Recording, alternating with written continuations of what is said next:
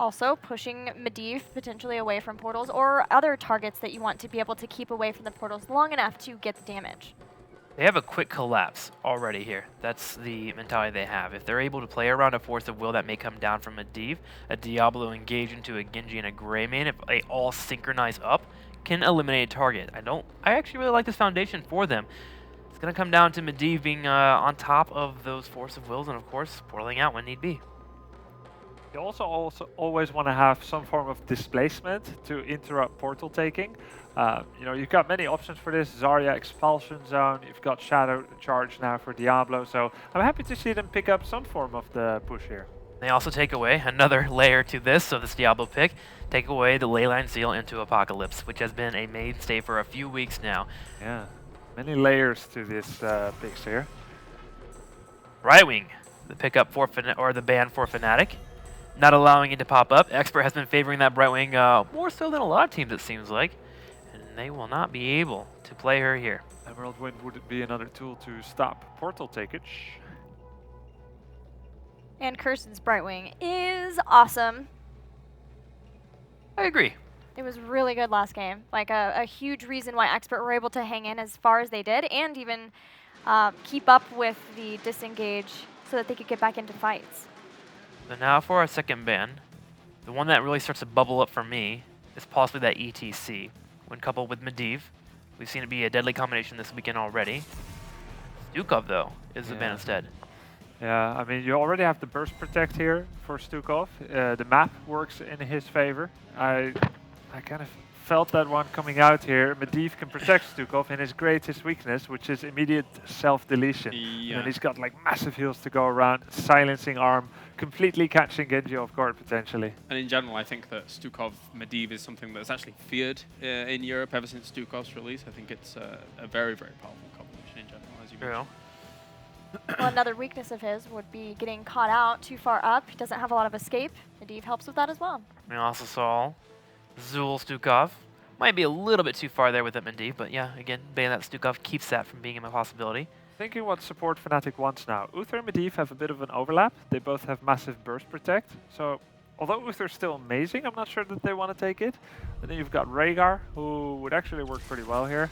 And they would ideally love to force Uther on the other side since they already have Lunara. Ah, good point. That is true. Rhaegar comes out together with Sonya, leaving their main tank for later. They can, after all, take either ETC or a Nubarak, and they would be pretty okay with both. Expert now, they need to take their support, and one other thing, one wild card. Rhaegar Sonya going to be helping out with that clear. Fnatic for the first time here actually has the ability to work on those shrines in the early time if they want to. They've been moving more towards the strategy of trying to counterpush in the first couple of shrines, but now they have choices with Rhaegar and that Sonya. Is this a Malthael pick? Malthael is possible and definitely very good. They could also still run double support Uther Karazin. I mean, the thing is that Sonya being on the other side and being picked for Fnatic is a clear move towards trying to limit where we're seeing Athero being able to go. Because Fnatic, yeah, they've played Sonya in the past or whatever, but it's not that prevalent as a pick for them. Brawl would be much more okay this game than last game, just saying. In my opinion, like draft-wise, they could try that again. Oh, we wanted crazy, and there it goes. The Butcher comes out, and a lot of people in the European scene have been saying the Butcher is about to die a slow and sad death, but the patch is not in yet. And a lot of people have been saying he has a spot in the meta, a niche spot, and ADRD is the one to bring it out. Butcher. The Butcher. I mean, ADR. Is ADRD gonna play the Butcher? It's a Thorough, right? It should be a Thorough. I mean, he brings it out in terms of calling the draft. Sure. And a Thorough Angel gets to prove it. He mentioned this in the pregame interview. We can say that now. Butcher is still good. Raises his eyebrows. Dares to challenge you. Challenges to dare you. Wait, he dares to challenge you to dispute that claim. Yeah, something like that. Well played, well played. Thank you. With that being said, and the excitement being here for the Butcher, there is, of course, Medivh on their side. The Force of Will is coming out. The Portal to get away from the fights. Cleanse to stop the Lambda slaughter. There are tools for Fnatic to handle this. I like how Trick in this moment is the word of reason. Like, of all people, to be like arguing against a Butcher pick. Thanks, Trick, for that. You can be sensible sometimes. Just to make up for his following of the heart in the last analysis. Yeah, man. So They just made me saying, bleed a little. Butcher has an amazing solo lane against any warrior, first of all. Beats any warrior in the game. Sonya, easy matchup. Of course, escape is a different story, and there's no burst protection from Malf. So this is an extremely aggressive comp by Expert with very little consideration to escape or survivability. But overall, they needed this. Yes. Is that fair? Like, Yeah. they needed something as wild and as just in your face as this to try and put Fnatic on another side. Yeah, the calculations were being made, and the mad scientist has decided now is the time for the Butcher, and I could not be more excited. Predictions? Fnatic still. Fnatic. Sorry. Tim? Yeah, Fanatic, I think, all the way. Yeah, it's just, I'm down with the Butcher. It's a little too difficult in this comp that Fnatic has. Just because you want to believe in something, that doesn't mean that you will believe in it. I want to believe in the Butcher. I don't think so, though. All right. Well, I see that we're still on the Fnatic wagon here on the desk, but who knows? Will the Butcher be able to retain a spot here for Expert in the Grand Finals? We're about to find out as we head into Infernal Shrines. When even Trickster doesn't believe in the wacky meta pick, then I don't know what can save you. Is the Butcher going to be the answer? I'm going to remain on the side of probably not. But I'm ready to be upset. I'm ready to be surprised. And every time I lose faith in a pick, I'm like, you know what? Prove me wrong. And I have to say, I absolutely agree with what our panel said. They needed a pick like this. Yeah. And this is, by the way, also a true and tried strategy for them. This is one of their hidden drafts. It's not something that they just throw out there to say, boys, let's YOLO. They actually practice with this. This is one of the strats that they have, and we are going to find out right now if it is going to be enough to take down the Titan, to take down the global champion, to take down the team to the left in blue. Fnatic, the Swedish boy band with Wooby on Sonya, Quacknix on Lunara, Smexy on Rhaegar, Schwimpy on Medivh, and Breeze on ETC. In the red, Team Expert bringing out all the stops here with Ethereal Angel on the Butcher, Bad Benny on Diablo, Curson playing Malfurion, Nick's going to rep the Genji, and we have ADRD on Greymane. A Butcher on the way up to the top with Chop Meat as his first talent here right away. It's Infernal Shrines, and it's time to shine for Team Expert. This game is the moment where Fnatic could make Heroes of the Storm history. If they do manage to be able to take out Team Expert here and claim themselves the Western champion, they will be the second team ever in history to be able to go undefeated at an international tournament. They haven't lost a single map. This is so crazy. And keep in mind that as we are headed into this grand final, Fnatic started with a one-game lead. They had one original point already since they came from the winner bracket, whereas Expert had to fight their way through the losers bracket. A 3-0 lead for Fnatic right now. If they win here, they crown themselves the Western champion. At this point, we are going to see how much of an impact, especially the Butcher, is going to have. Hopefully an explosive one. Not maybe Furnace Blast as I'm kind of maybe alluding to there. I do still expect to see the standard Lamb to the Slaughter if Butcher really has a standard build. It has some cool counterplays and interactions with Medivh specifically, making you second guess whether or not you want to enter portals. I also, by the way, just to drop that on top, when they ended the game, the first line that they dropped was, "This is for you, Blade." Throwing a little bit of a little history lesson, a little bit of nostalgia back in. Blade, this one is for you. Given the respect they're out to a past teammate, and it's, by the guy who ended up taking his place there. So it's really nice to be able to see that out of Expert. Either way, though, we've got ourselves the very first Shrine phase. It's going to be interesting to see how it plays out. Again, traditionally, Fnatic, they like to play it a bit slow. They're always that eager to get on top of that altar, but there's a lot of ways to play Infernal Shrines. We might see how it unfolds. And we talk a lot about the Butcher here, but let's look at Fnatic for a second. Leyline Seal into potential mosh pits, just the protection alone. ETC to negate the Butcher every step of the way when he tries to connect, tries to go in. This is going to be definitely a rough game, but there's a lot of tools that Expert has right now. They were trying to go for a surprise draft, and let's see if it's enough to take Fnatic down. Fnatic taking the level 4. We have only up at the top lane now the Butcher fighting against Sonya around that shrine. I'm going to be honest, You know, I don't play too much Butcher on Infernal Shrines, but my natural assumption is his wave clear is normally not too hot. I don't think he can outrace the Sonya there onto the Skeletal Defenders. But we'll keep track of what's going to be happening up there in the top lane. Experts not even paying attention, though. They want the pressure elsewhere. Chop Meat is definitely going to help with that to I mean, an it extent. helps, but yeah, it's not a whirlwind, no, you know? It's going to be rough for sure, but Chop Meat is going to help you a little bit with it. The Unrelenting Pursuit now taken on level 4 for the Butcher. So when you go for the Ruthless Onslaught, on the impact, you reduce the cooldown by 33%. So right now, they're just trying to spam that out. They want those engages then later on. And let's not forget that when you play the Butcher, it's really all about stacking that meat. Also, we have full Moonfire coming out from Curson on the Malfurion. It's going to be interesting to see if he goes all the way through the Moonfire build, be a bit more, you know, distant and poking, but without the Elun's Grace, I'm going to assume that's the direction he's transitioning into. It does, honestly, I feel like it is a bit underestimated, the amount of damage output Malfurion can distribute, but it's by no means the equivalent of a ranged assassin. You lose a little bit in your utility and your follow-up, but maybe they're trying to make up for that through that Butcher. It also helps you a lot with the wave clear overall, though. If you stack all that synergy, it's so fantastic. When you, from outside the shrine, for example, fire away and just steal away these mercenaries and minions, it helps so much. But for now, Fnatic takes the first one. So Expert lets the first Punisher go. They are willing to simply burst it down as they bait it over the wall, which you always should do, and then take it apart. Fnatic doesn't get too much here. They maintain a slightly inexperience, but it's nothing too crazy yet. Expert can definitely live with this. Yeah, both teams definitely showing their respect so far. It's just going to be a slow start out here to what could be match point. Again, remember that Fnatic, due to their just unstoppable movement throughout this tournament, the one-game advantage, and it's so dominant from what we've seen here throughout the Grand Finals. It's just all about the Butcher, and we're yet to see it come online. It's probably going to be post-10 because Ruthless Onslaught is the opener for Butcher, and outside of winning his 1v1 lane matchup, it's just too easy to determine and deter him from initiating until he gets other talents. With the Butcher, it's oftentimes really all about playing towards the late game. You want to get those stacks together for your fresh meat, and then you can really come online later on. The level 7 tail now with the Insatiable Blade, trying to make sure that he gets even more healing back from his physical attacks when using the Butcher's brand, and also a bit of extra movement speed. So they were really trying to prepare for this explosive play later on down the road.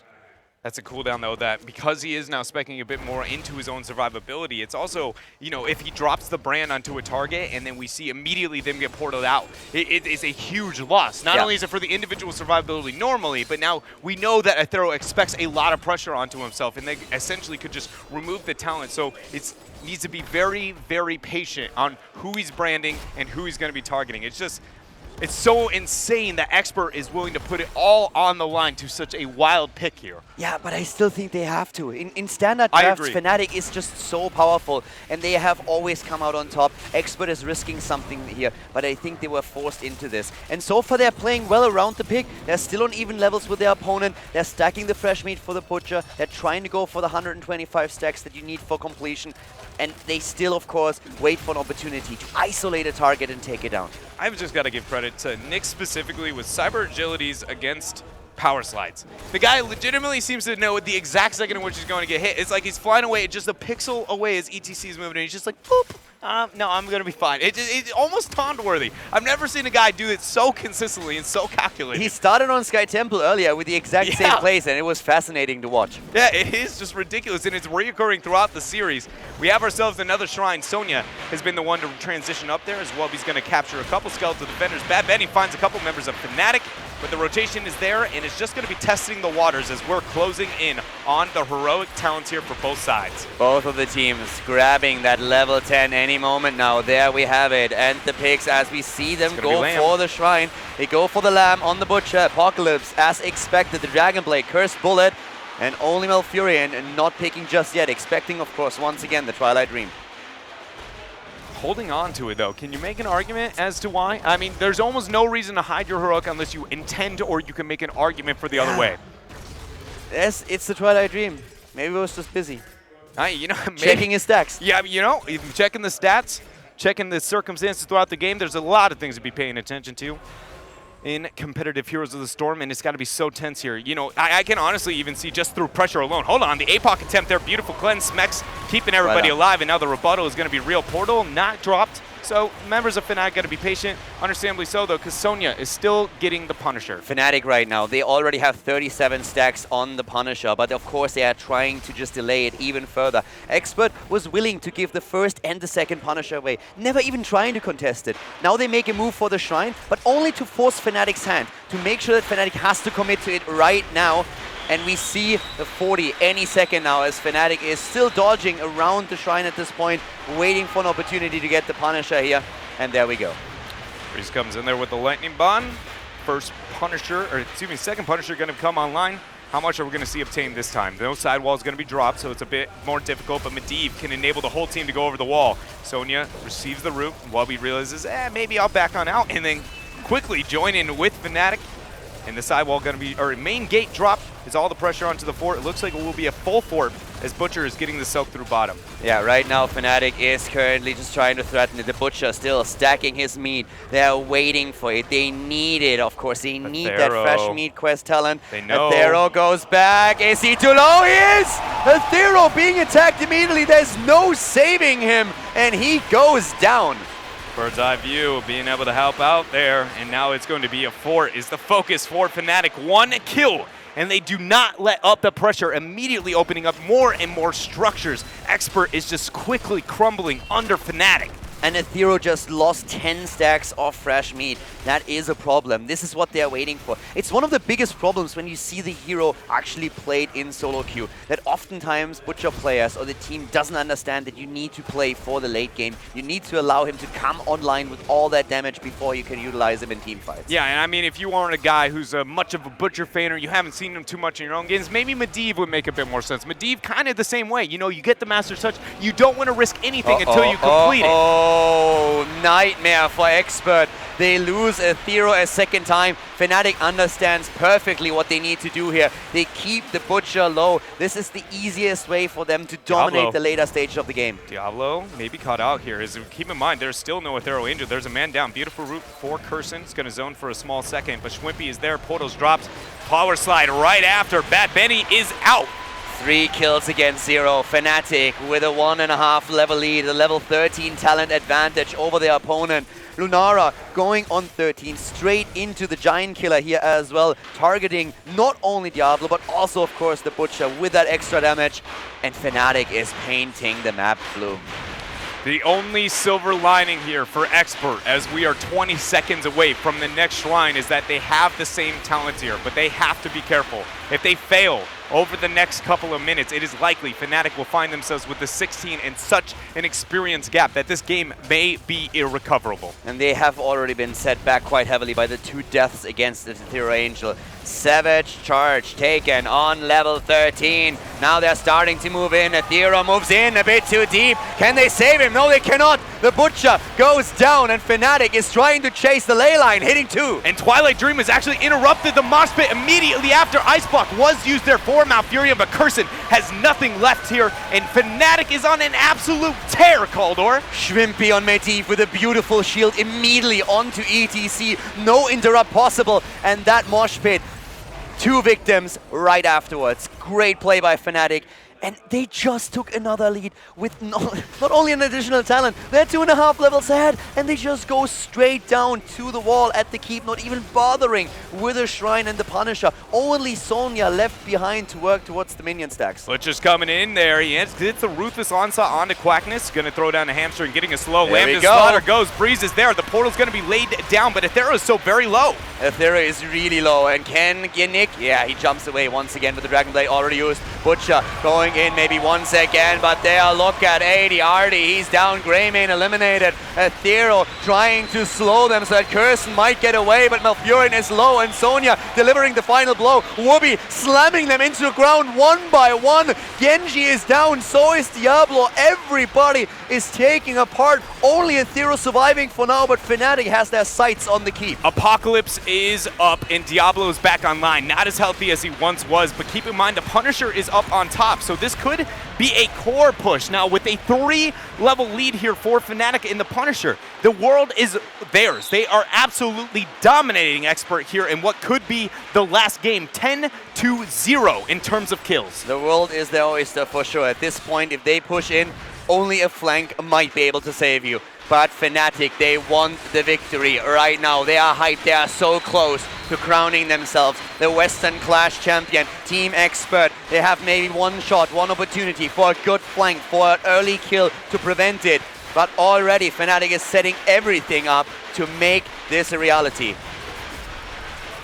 Expert may only have seconds left in this game. They went for the Butcher, they went for the risky pick, but Fnatic identified it early on, focusing their attention onto Ethereal. The ults are up, nearly all of them. 10 seconds until the Ancestral is back online. Genji with the Dragon Blade in the same amount of time, and Fnatic is moving in. To add insult to injury, Arcane Punisher on top of everything else moving in right now. Fnatic, they want the core, and Expert knows it. This is it. They're going to move in. It's who can bait the leap. Nick is going to be the first to make that happen using that Cyber Swift. Now the bait into the mid keep, but it doesn't get distracted for very long. That Punisher, you know, he's not necessarily the brightest of lab. Bad Benny receiving so much damage and Diablo's already dead. Diablo is dead. No Apocalypse being used. Ethereal and the rest of the team desperately trying to stop Fnatic. They're on the as core. Their Swedes are moving towards the core. They're trying to go for it. The mid-season Brawl champion wants to win the next big tournament. Already Breeze with a mosh pit. Interrupted. The ley line still comes out. Bam! The Butcher for fresh meat goes in, tries to get the kill. Quacknix is low. We're seeing them dancing around the core with the portals. Medivh is trying to keep them alive. The Layman is down the double kill against Fire. It is Expert who takes them apart and triple kill as Team Expert stays alive with 72% on the core. There goes the Ruthless Onslaught and another kill here for Expert. Man, Curson getting the double kill there with his Moonfire build. And now Fnatic biting off more they can chew is on to the back foot. But with all the momentum for the first 13 minutes into Fnatic's favor, this is by no means Expert's game. I did not believe in this defense though. Especially after Diablo falling, not hitting in the That Apocalypse. That was over, that was game, and Expert said, no, not here, not now. We will live to fight another day, and they are going to try. And now, of course, so much meat also being dropped, and Butcher working towards that fresh meat, and he is going to become a savage beast in the end here.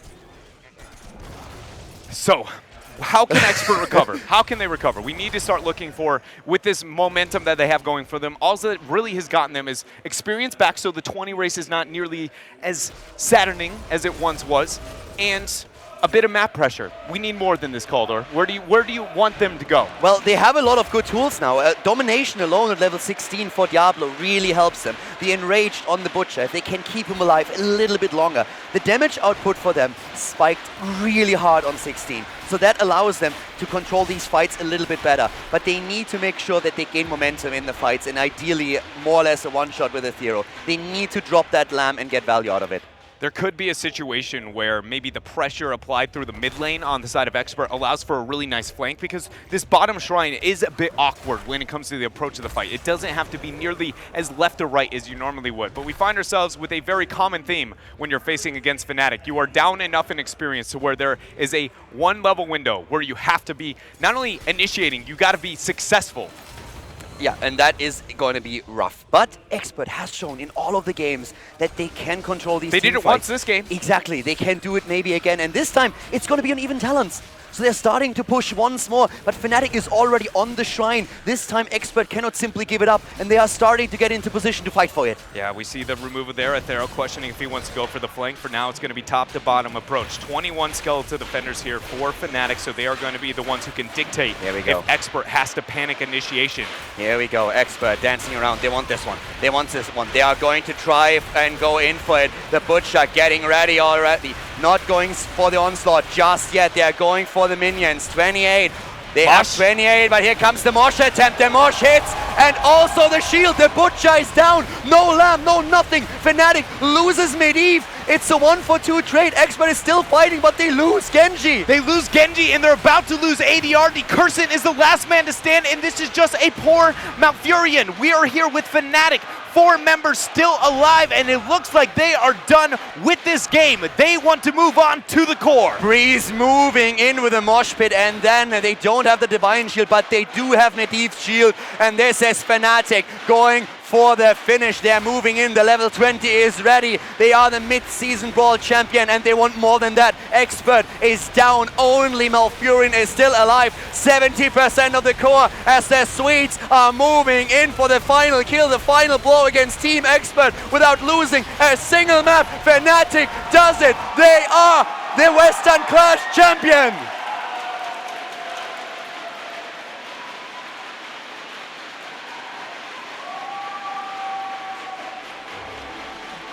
What a team. What a tournament for this squad. The development and growth that they have displayed over the past year, and more importantly within the region, is just unrivaled. Ladies and gentlemen, your Western Clash champion, it is Fnatic!